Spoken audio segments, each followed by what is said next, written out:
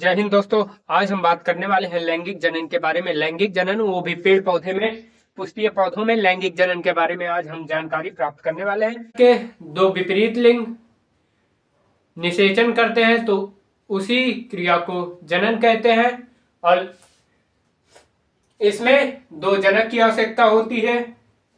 आज हम पुष्पीय पौधे के जनन के बारे में जानेंगे। एक ही जाति के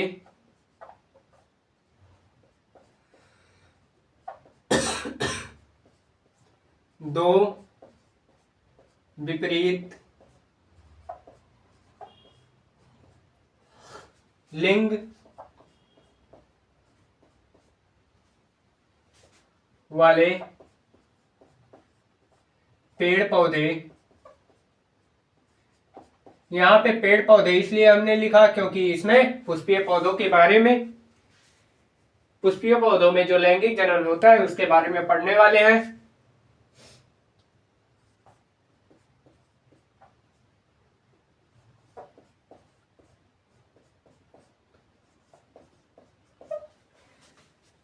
एक ही जात के दो विपरीत लिंग वाले पेड़ पौधों से होता है।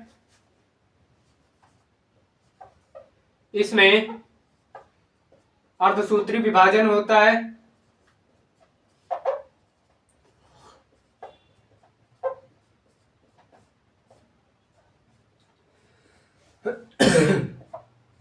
इसमें अर्धसूत्री विभाजन होता है।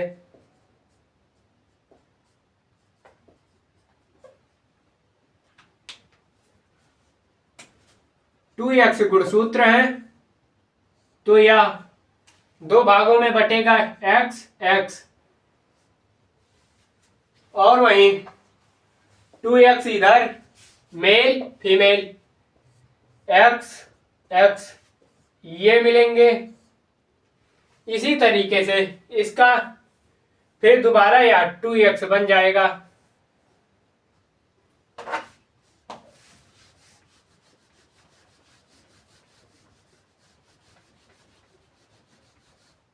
इसमें दो प्रकार के युग्मक होते हैं।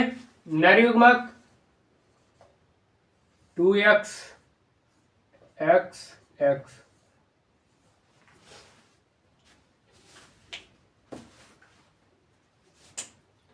इसमें दो प्रकार के युग्मक होते हैं।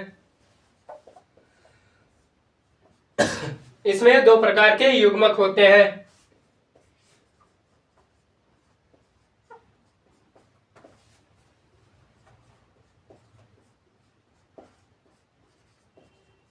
कौन कौन से?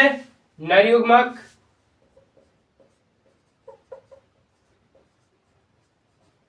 दूसरा मादा युग्मक।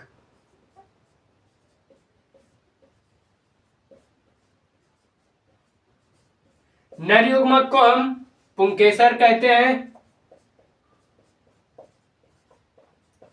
वहीं मादा युग्मक की बात की जाए तो इसे स्त्री केसर कहते हैं। पेड़ पौधों में नर युग्मक को पुंकेसर तथा मादा युग्मक को स्त्री केसर। इसमें दो प्रकार के युग्मक होते हैं, नर युग्मक तथा मादा युग्मक।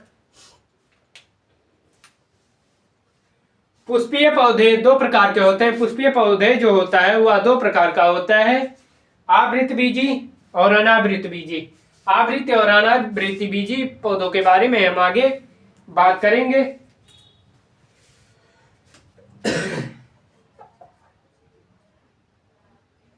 पुष्पीय पौधे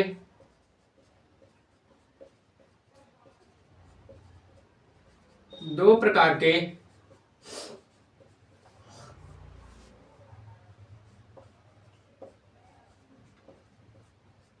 होते हैं, आवृत्ति और अनावृत्ति।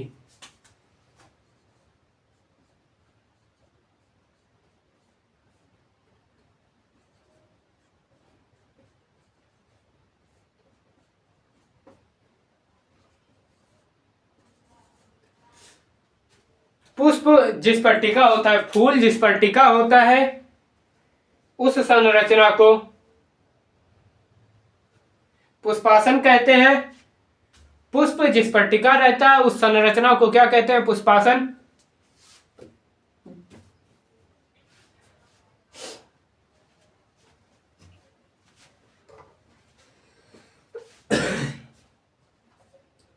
पुष्प जिस पर टिका होता है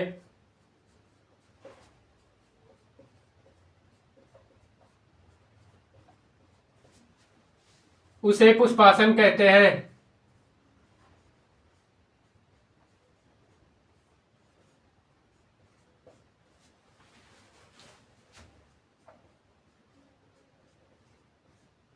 पुष्प जिस पर टिका होता है उसे पुष्पासन कहते हैं।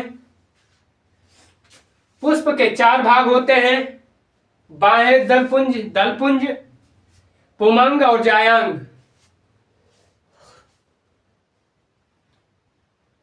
पुष्प के 4 भाग होते हैं।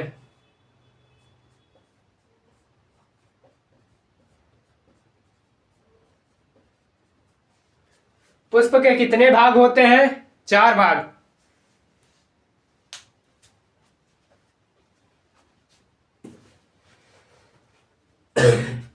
पहला बाह्य दलपुंज, दूसरा दलपुंज,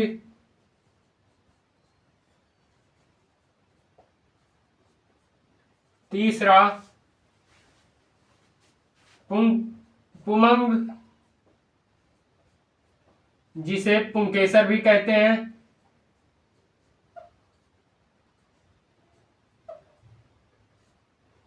चौथा जायांग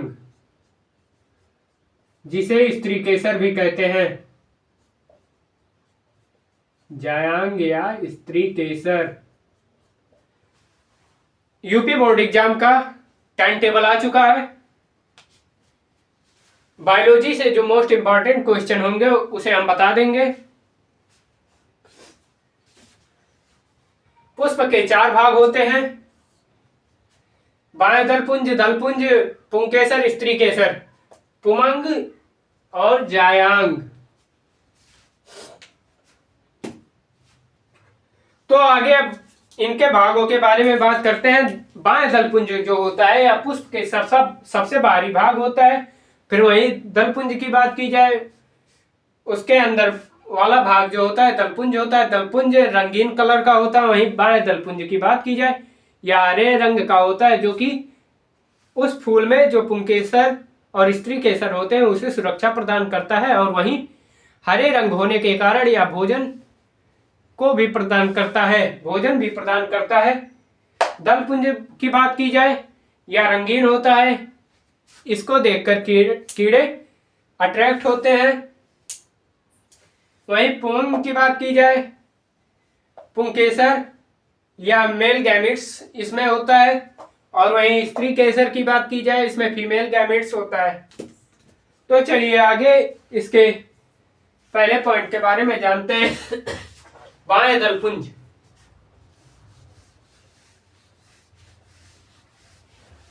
बाह्य दलपुंज होता क्या है?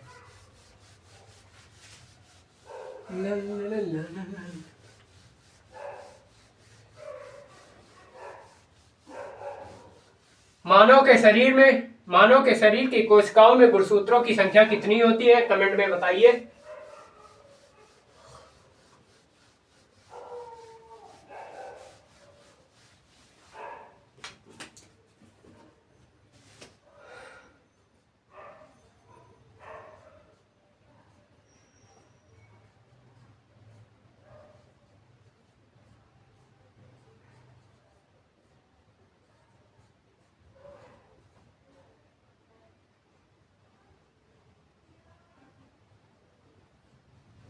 बाह्य दलपुंज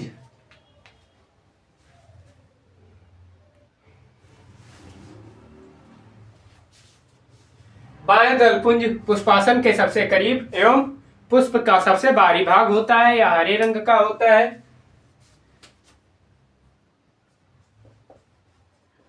बाएं दल पुंज पुष्पासन पर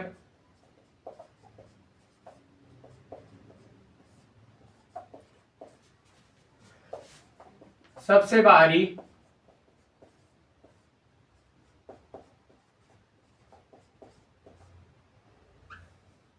और स्थित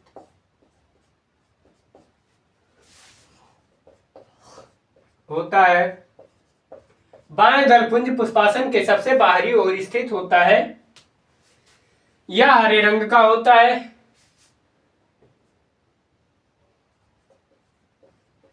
हरे रंग की पत्ती सदृश रचनाओं का चक्र पुष्प के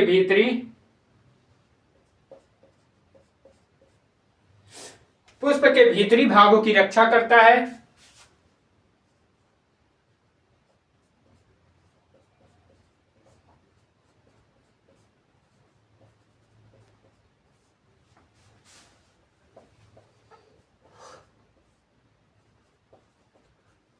और हरा रंग होने के कारण यह भोजन भी प्रदान करता है। भोजन का निर्माण या प्रदान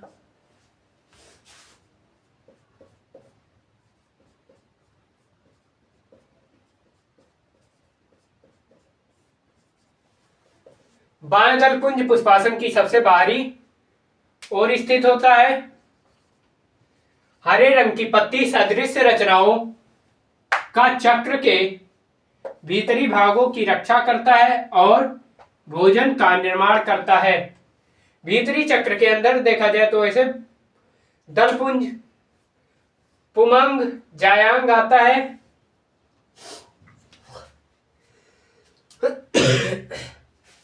दूसरा दलपुंज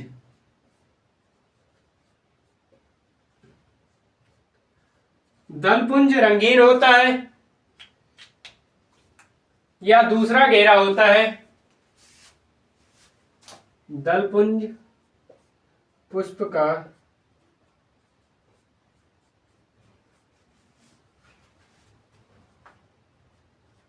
दूसरा घेरा होता है।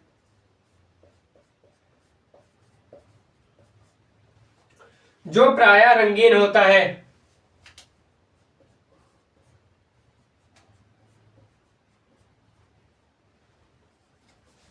रंगीन क्यों होता है? इसे देखकर कीट पतंगे आकर्षित होती हैं, अट्रैक्ट होती हैं, जिससे इनका कई पौधों का परागण पूर्ण होता है। रंगीन होता है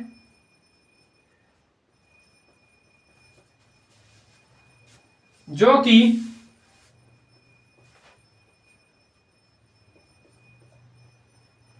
परागण के लिए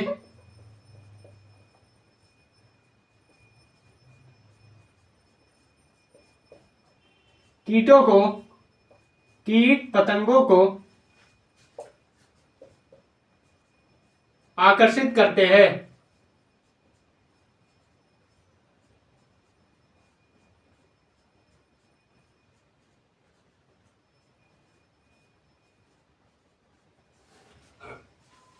दलपुंज जो है पुष्प का दूसरा भाग है, दूसरा घेरा है, जो कि प्रायः रंगीन होता है और परागण के लिए कीट पतंगों को आकर्षित करता है। परागण के लिए कीट पतंगों को आकर्षित करता है। अब इसके तीसरे भाग पुमंग के बारे में चलिए जानते हैं पुमंग क्या होता है। बाएं दलपुंज और दलपुंज के बारे में हमने जान लिया। अब पुमंग के बारे में जानेंगे, फिर उसके बाद जायांग के बारे में।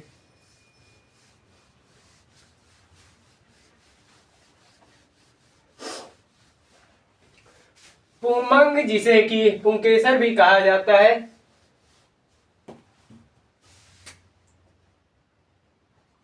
तीसरा पुमंग,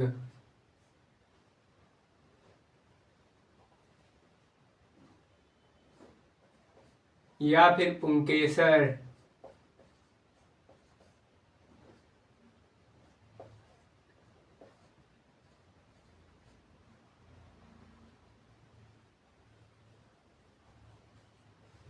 पुमंग अथवा पुंकेसर होता क्या है?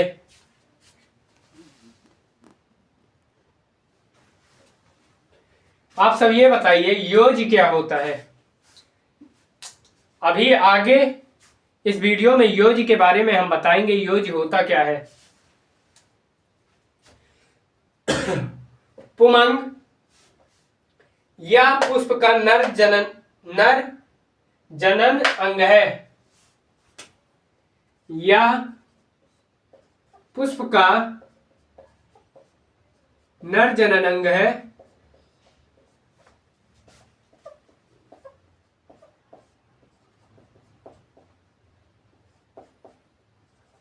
इसकी प्रत्येक इकाई को पुंकेसर कहा जाता है।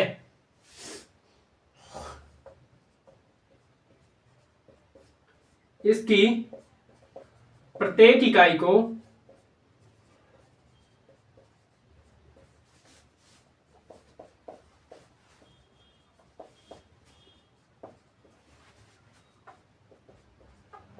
पुंकेसर कहा जाता है।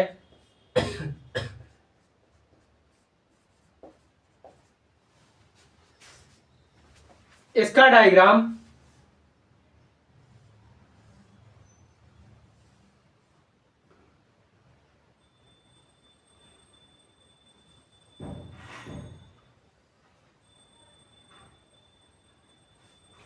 यह परागकोश है, या पुतंतु है।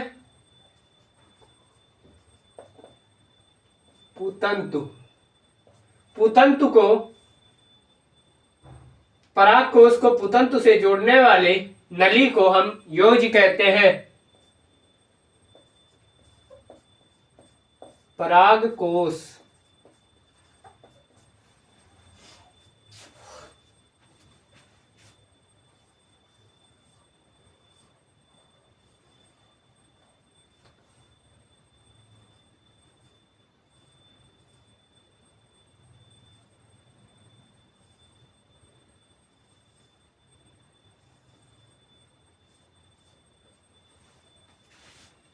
यह परागकण है। इसके बीच में जो भरा होता है इसे परागकण कहते हैं। परागकण।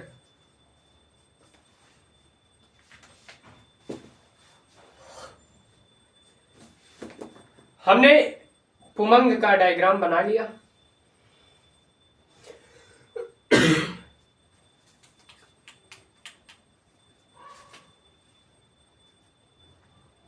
प्रत्येक पुष्प में पुंकेसर का ऊपरी फूला हुआ भाग परागकोश कहलाता है। प्रत्येक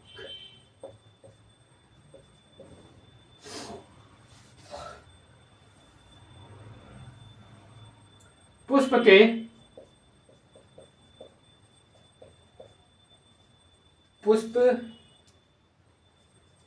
के पुंकेसर का ऊपरी फूला हुआ भाग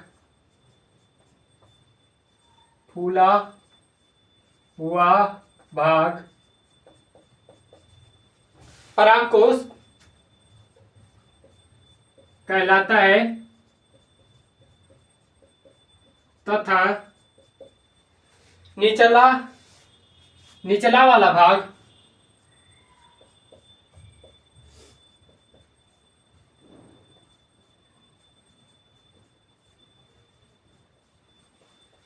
निचले वाले भाग को क्या कहते हैं? पुतंतु। पुतंतु कहलाता है।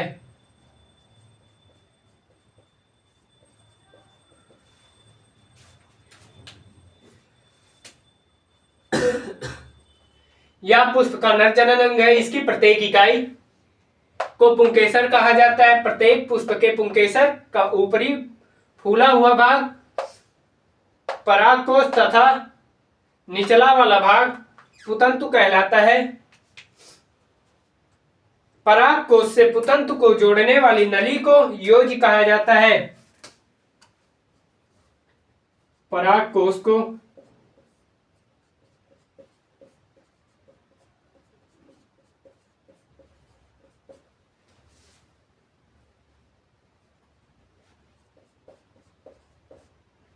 पुतंतु से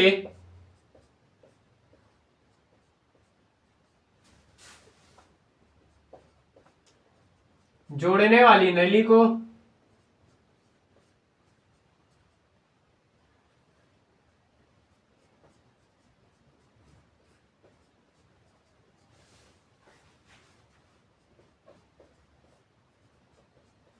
योज कहा जाता है।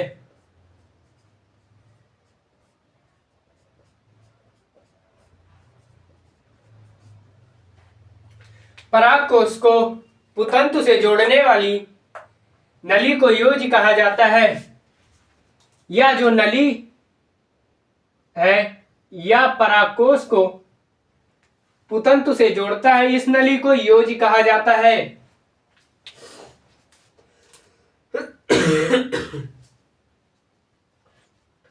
परागकोश के अंदर परागकण या नर युग्मक भरा होता है। परागकोश के अंदर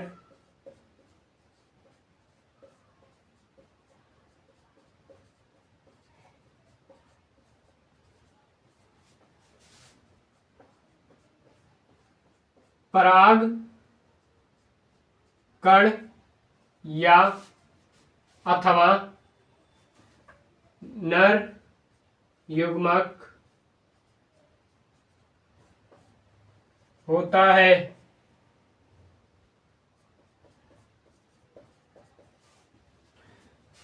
परागकण में एक सूत्री नर केंद्रक होता है। परागकण जो होता है में एक सूत्री नर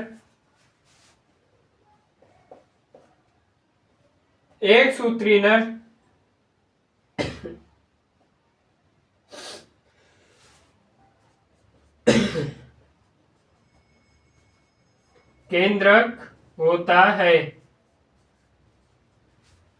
परागकण में एक सूत्री नर केंद्रक होता है। परागकण की डायग्राम, परागकण का डायग्राम जो है यहां पर है। यह परागकोश के अंदर छोटे छोटे दानों के रूप में यह सुरक्षित परागकण पड़ा रहता है। हमने पुमंग के बारे में जान लिया। अब जायांग क्या होता है, जायांग के कितने भाग होते हैं, अब जायांग के बारे में चलिए जानते हैं।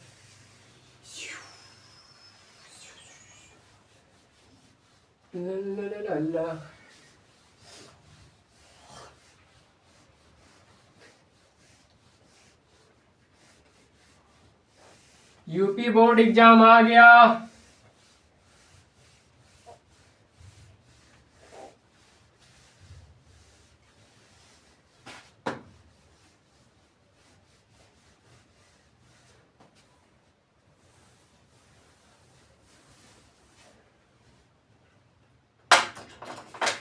तो चलिए जायांग के बारे में जानते हैं।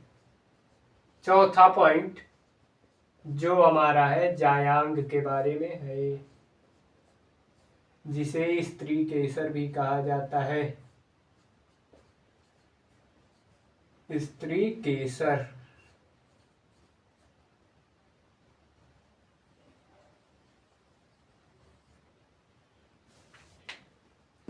तो अब इसके चौथे पॉइंट के बारे में चलिए जानते हैं।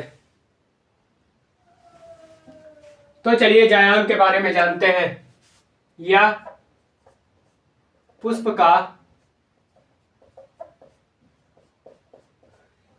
का मादा जनन अंग है।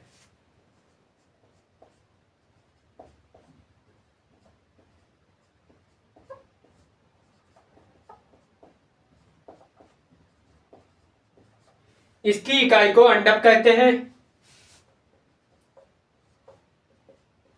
इसकी इकाई जो होती है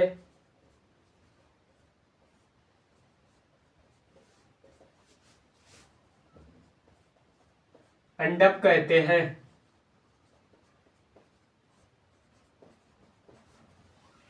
यह 3 प्रकार का होता है।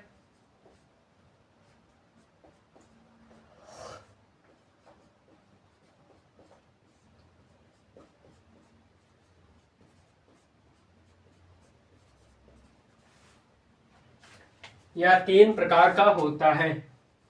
यह पुष्प का मादा जनन अंग है। इसकी इकाई को अंडक कहते हैं। यह 3 प्रकार का होता है। पहला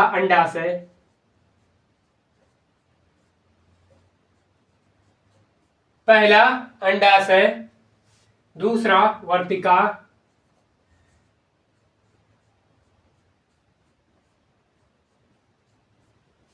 तीसरा वर्तिकाग्र।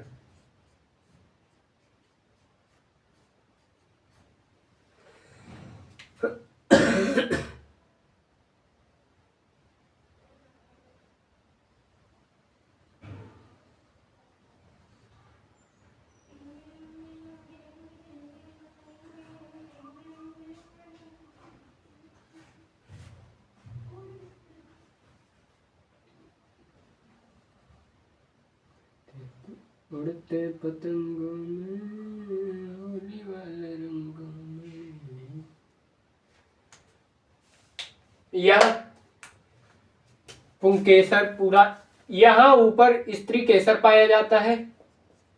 स्त्री केसर, इस पर जब पुंकेसर गिरता है या किसी कीट पतंग द्वारा लाया जाता है या चिपचिपा होता है, यह अंडाशय है।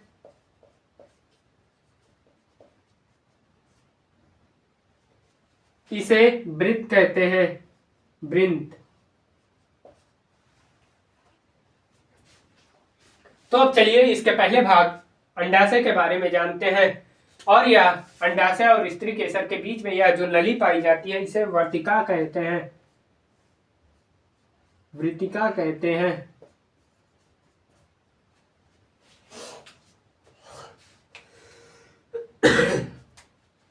पहला अंडाशय,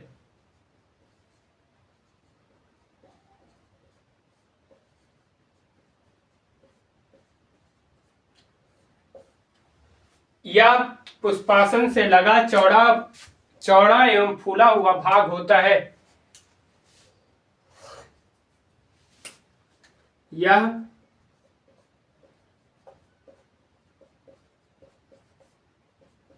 पुष्पासन से लगा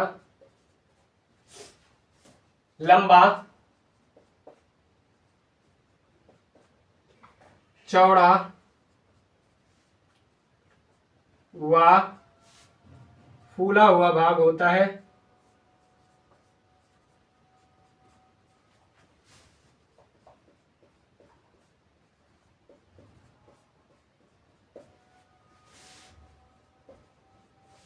यह पुष्पासन से लगे लंबा चौड़ा व फूला हुआ भाग होता है। इसमें अनेक छोटी छोटी संरचनाएं होती हैं जिन्हें बीजांड कहते हैं। इसमें अनेक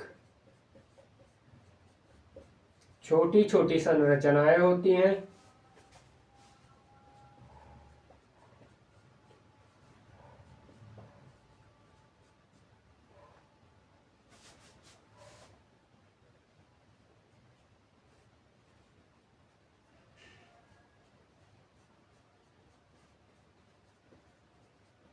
जिन्हें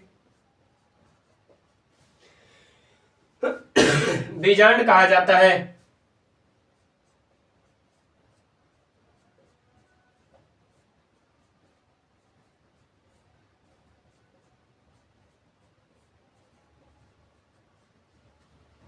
इसमें अनेक छोटी छोटी संरचनाएं होती हैं जिन्हें बीजांड कहा जाता है।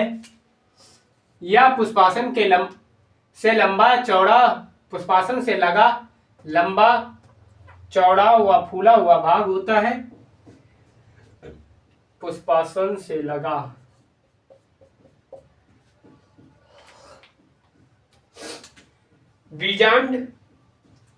बीजांड जो होता है उससे बीज का निर्माण होता है। बीजांड से बीज का निर्माण होता है। अंडाशय से फल भित्ति की निर्माण होती है।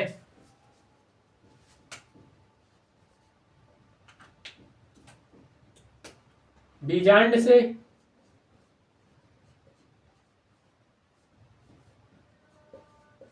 बीज का निर्माण होता है।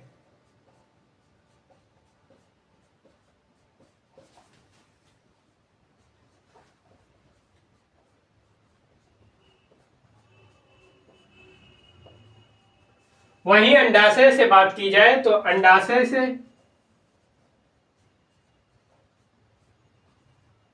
फल का निर्माण होता है, फल भित्ति का निर्माण होता है।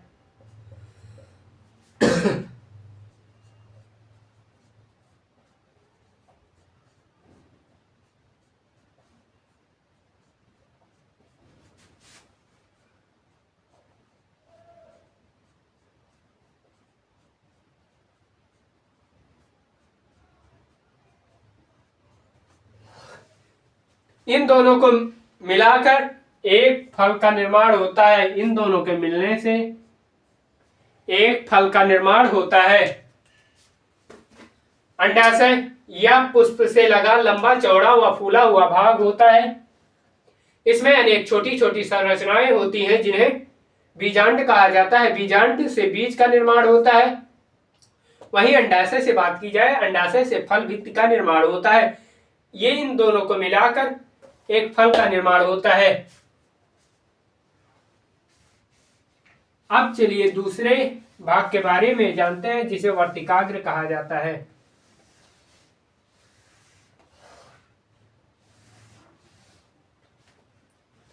वर्तिकाग्र दूसरा, वर्तिकाग्र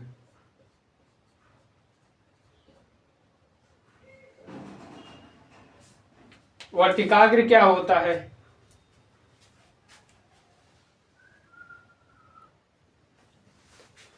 वर्तिकाग्र अंडाशय तथा वर्तिकाग्र या अंडाशय है या वर्तिकाग्र है जिसपे स्त्रीकेसर पाया जाता है। इस दोनों के बीच में जो भाग पाया जाता है उसे वर्तिका कहते हैं।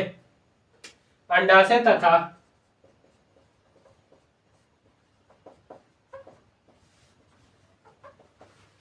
वर्तिकाग्र के बीच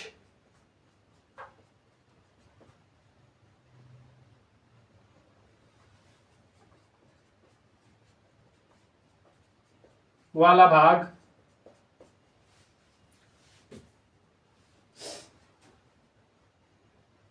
वाला लंबा तथा पतला भाग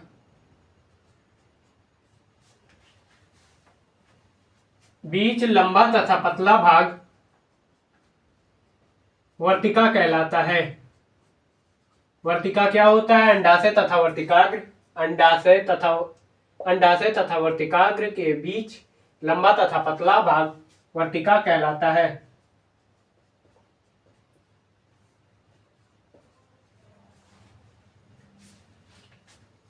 अब चलिए वर्तिकाग्र के बारे में जानते हैं। वर्तिकाग्र क्या होता है? वर्तिका क्या होता है और वर्तिकाग्र क्या होता है? वर्तिका, ये वर्तिका है। वर्तिका अंडाशय तथा वर्तिकाग्र के बीच लंबा तथा पतला भाग वर्तिका कहलाता है। वर्तिकाग्र की बात की जाए, वर्तिकाग्र जो होता है वर्तिका के सबसे ऊपरी भाग पाया जाता है, यह भाग चिपचिपा होता है। इस पे पुंकेसर सबसे पहले या परागकण यही सबसे पहले आता है। वर्तिका का सबसे ऊपर वाला भाग, वर्तिका का सबसे ऊपर वाला भाग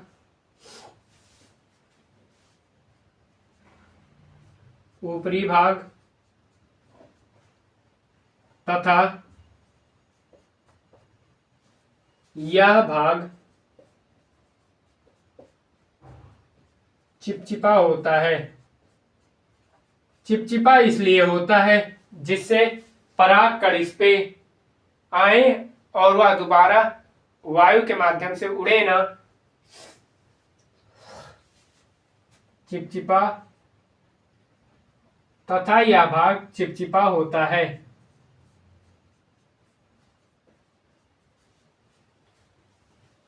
सबसे पहले परागण के समय, परागण जब होता है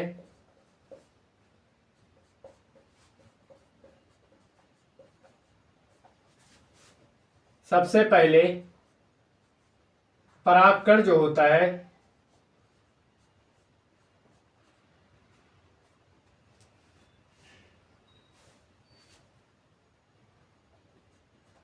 परागकण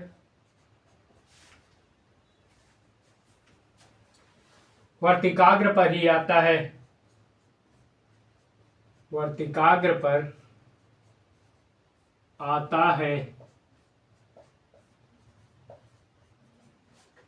वर्तिका का सबसे ऊपरी भाग तथा यह भाग चिपचिपा होता है।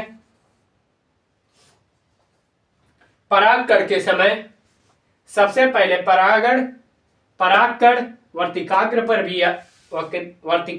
ही आता है। तो आज हमने वर्तिकाग्र के बारे में जाना। आज हमने इसमें किस तरह से परागकण आता है, पुष्प के भागों के बारे में जान लिया। कल हम परागकण के बारे में जानेंगे, परागण के बारे में जानेंगे। परागण कितने प्रकार का होता है, स्वपरागण, पर परागण। कल हम इसके बारे में बात करेंगे। आज के लिए इतना ही, मिलते हैं नेक्स्ट वीडियो में। नेक्स्ट वीडियो में हम परागण के बारे में बात करेंगे, परागण क्या होता है। आज के लिए इतना ही। वीडियो पसंद आए तो वीडियो को लाइक और चैनल को सब्सक्राइब जरूर करें। जय हिंद।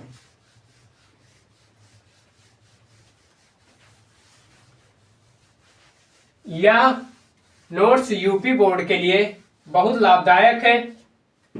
जय हिंद, जय भारत।